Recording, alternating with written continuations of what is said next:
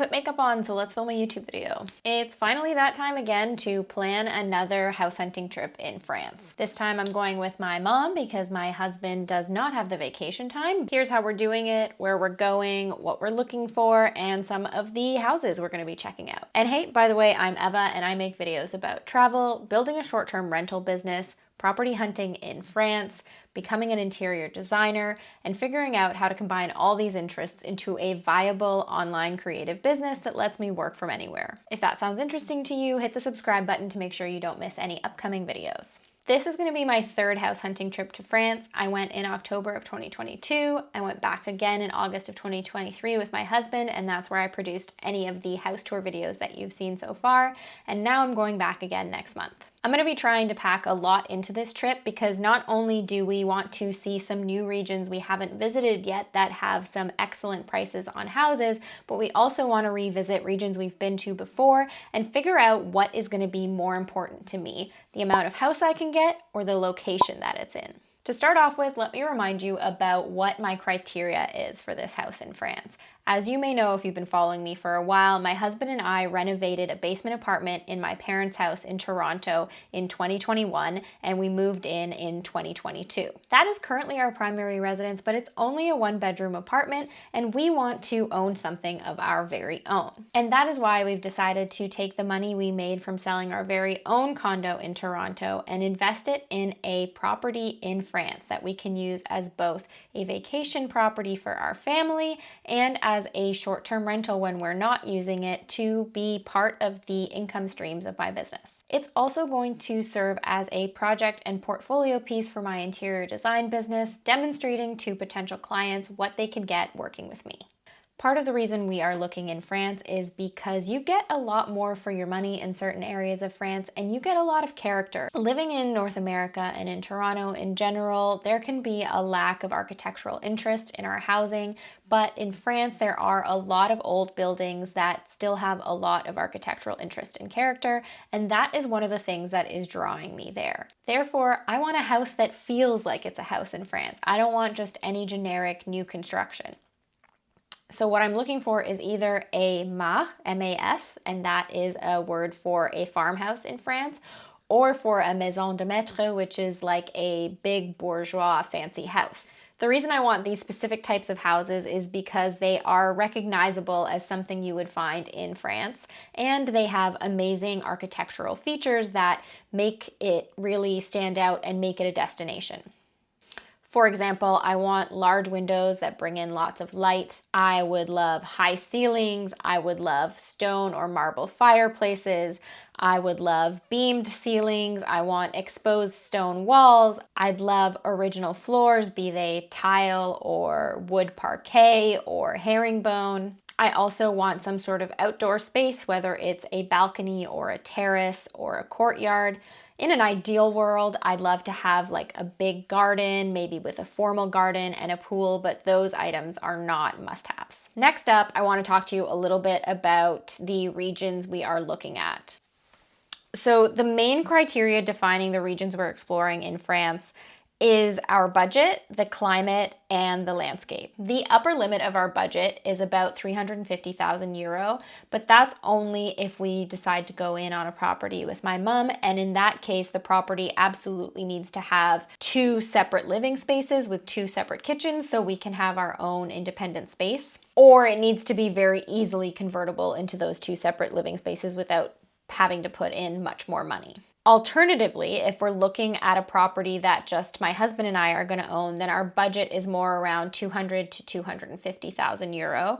And we'd still like it to have a second dwelling because we would like to rent that out and still be able to be on the property if we want to be, but it's not an absolute must if it's just for my husband and I. In terms of views surrounding the house and how we like to spend our time, we would ideally like to be near the sea or the mountains. We like to swim, we like to hike, so these activities are things that we want to be close to, and also obviously having a property and set in a beautiful landscape is going to make it more appealing from a business perspective. And finally, climate-wise, we want to be somewhere that is sunny for a large part of the year and doesn't go below 0 very often in terms of temperature, so that we can still be outside most of the year. And that's especially important for us because if we are looking at this as a business opportunity, we're probably not going to be there during the high season of May, June, July, and August. We're going to want to rent it out during those periods for the most part so that we can get the biggest return on our investment. So based on this budget criteria,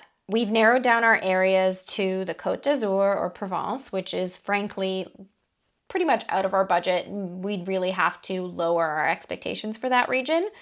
Or we're also looking at the southwest of France, down from the La Rochelle region and that coastal region through Charente and Charente-Maritime down into the Dordogne, a little bit of Tarn and maybe Gers and Gironde, and then the Aude, Languedoc region. Obviously, some of these areas are more affordable than others, so what we can get for our money is going to be different depending on where we're looking. I've never actually been to the southwest Atlantic coast of France, so I'm excited to check that area out and see whether it's somewhere that is appealing for me to purchase in, because the Charente area is actually very affordable and has a lot of expats in it. So that brings me to where we're going. We're actually going to be flying into Paris and taking a train to La Rochelle. And then we're going to spend approximately a week in the La Rochelle, Saints, Angoulême area. Then we're going to drive down through Dordogne and Tarn into the Aude region. And then we're going to spend some time there with 2 separate sets of friends we have that live in the area. And we're going to look at some houses there as well. We've been there before, so this will be sort of a confirmation of whether we do really like it and how it compares to this new region we're visiting beforehand. And then finally, we hope to move on to Provence and the Côte d'Azur. Right now, I only have a couple properties in that area that are within our price range that are appealing for me to go look at. I also know that I'm really going to love it there because landscape-wise and climate-wise, it is really appealing, but I don't want to undermine my overall mission by going there and feeling like what I want is out of reach, because I'm trying to keep in mind that even if we make an investment in another part of France first, depending on how my business grows and how our lives progress, we can always sell and relocate down the line if we have the funds to do so at the time. My problem is that I'm always in a rush to get to the finish line and forget that there are steps along the way that we can enjoy just as much. And then depending on where we end up, after spending that first week in the Charente region and then another week in the Aude region approximately, we might end up flying out of Marseille or Nice, as that makes more sense than trying to come back to Paris first. I'm also going to try to vlog part of the trip and definitely take some videos of the houses that we're visiting to share on this channel, so make sure you watch for that and don't forget to subscribe. Okay, so I propped you up above my computer so that I can walk you through some of the houses we're hoping to see, and hopefully you won't get there ahead of me and steal the house from underneath me. Okay, so I'm gonna start by walking you through one of the houses I had hoped to go have a look at and was looking really promising, and actually we considered even going earlier just to see this house, and now I a little bit regret that we didn't because it has gone off the market. There's an offer that's been made on it. On the other hand, it's in a region we haven't visited before, so I was a little bit hesitant to rush there for it in case I loved it so much and then decided to make this decision without knowing whether I actually enjoyed that region. But anyway, this is a perfect example of the types of characteristics we're looking for in a house, and the thing that caught my attention right off the bat, I'm going to zoom in here so you can see it, is this formal French garden with the already structured and grown boxwoods in this amazing pattern.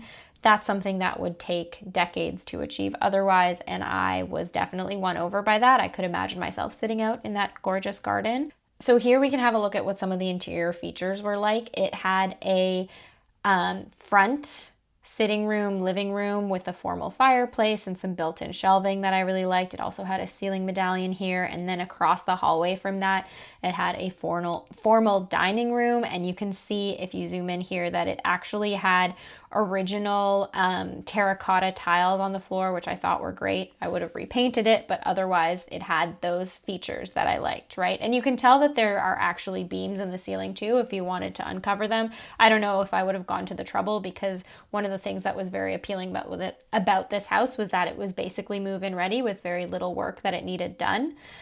This is the second living room, which was in the back of the house, which was even nicer than the front one. I think it was more spacious and had that nice backyard greenery through the windows.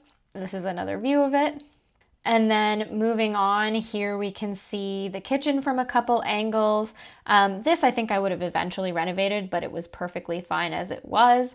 It also had a mix of original wood floors and original tile floors and some built-in cabinetry. And here you can see the downstairs hallway. It's a typical sort of bourgeois house in that it has a central hallway with 4 rooms off of that central hallway.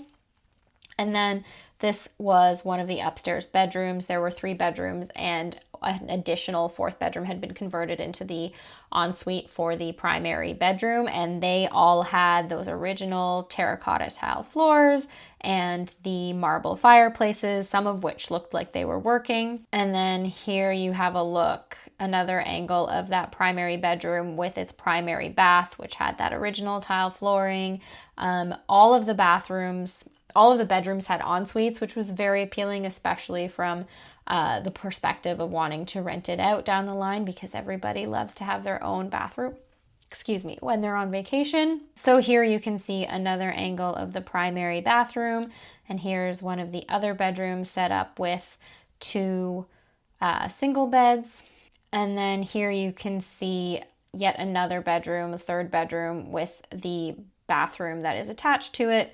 You can see the other 2 bathrooms upstairs could use some updating, but they were functional. And the thing is that they were pretty large and pretty basic. So if you took out the tub and the shower that are existing, you could just put in a freestanding tub and a nicer shower. And I think it would be a relatively low labor renovation. And then you can see the upstairs central hallway was also very charming with the original tile and the beams. And then you can see there were some additional spaces. This was like an additional workshop space on the ground floor. This is another view of the formal French garden. Needed a little bit of cleaning up, but it really was a lot to work with in terms of the basics that were there. And then the property was large enough that we could have envisioned putting in a pool. Not visible here, but I will show you on the floor plans is some of the additional spaces that we could have used to create a second kitchen for my mom, and also down the road additional living spaces. Here you can see the garage and one of the utility rooms. Here you can have another look of the sort of backyard space. Here's an attic that could have been finished. Here's again the attic and the front of the house. The front of the house definitely needed a little bit of beautifying, but it was functional. Eventually we would have had to replace the shutters or paint them for sure, and same with the door, paint it. And then here is some view of the hectare of land that came with the house. Here is the floor plan, just to give you a better idea of what the layout was. There was, the double living rooms. This is the front living room, this is the back living room, the dining room across the hall.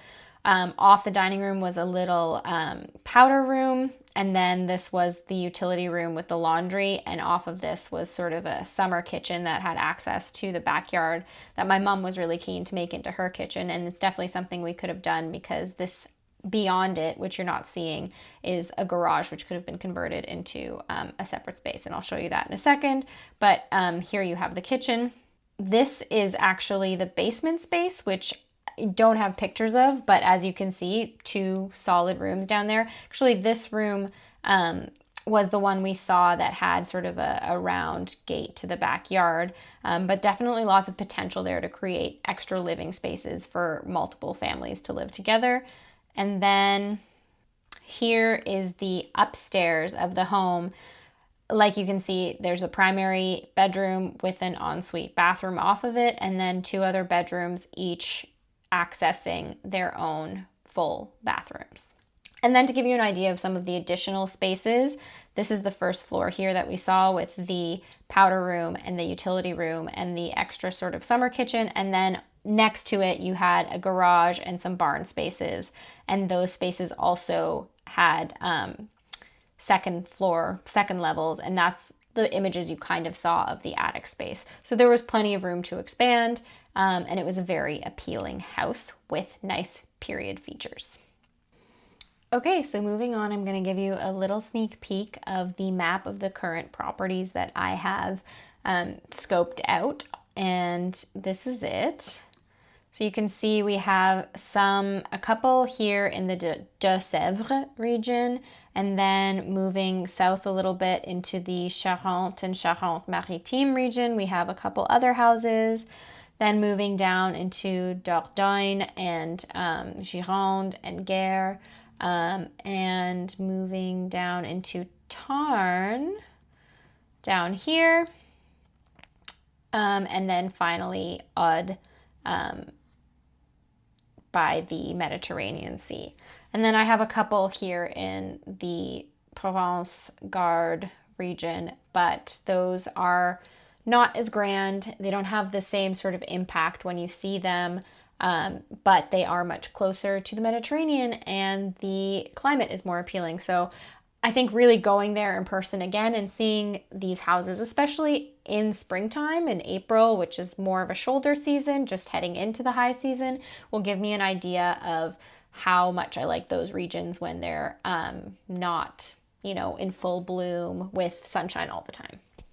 And I'm going to give you a bit of a sneaky peek of the houses. I've made a spreadsheet that sort of shows the main picture of the house, the region it's in, the price, whether it has 1 or 2 dwellings, the number of bedrooms and bathrooms, and the interior size and the land size, and then whether it has a pool, energy rating information, which is important because if you want to rent out a house in France, it needs to meet certain energy efficiency regulations. So yeah, I've got de Sèvres and Charente here, and then moving down, lots of options into further south, and then into Aude. I don't know how much I'm going to blur out of this because I don't want you to go ahead and get there ahead of me and for me to miss out. Though I appreciate that I'm planning this a little bit early, and by the time we get there, some of these will be already off the market and some new ones will come on the market. But I'm excited. As you can see, I have 32 houses that I have laid out for us to visit. I don't think we're going to actually visit all 32. Some I've highlighted that I'm more interested in than others. Obviously, the timing won't work out with when they're available to be viewed for all of them. So we shall see. So yeah, I hope that gives you an idea of what's coming up for us in terms of my next house hunting trip in France. I hope it prompts you to give a little bit more thought to what your criteria for your dream home in France are and to what regions you're interested in visiting and seeing whether you'd like to live there. Let me know in the comments what regions you are looking at and what your criteria are, and stay tuned for some vlogs from France and some house tours coming up very, very soon. Until then, thanks for watching, and I'll see you next time.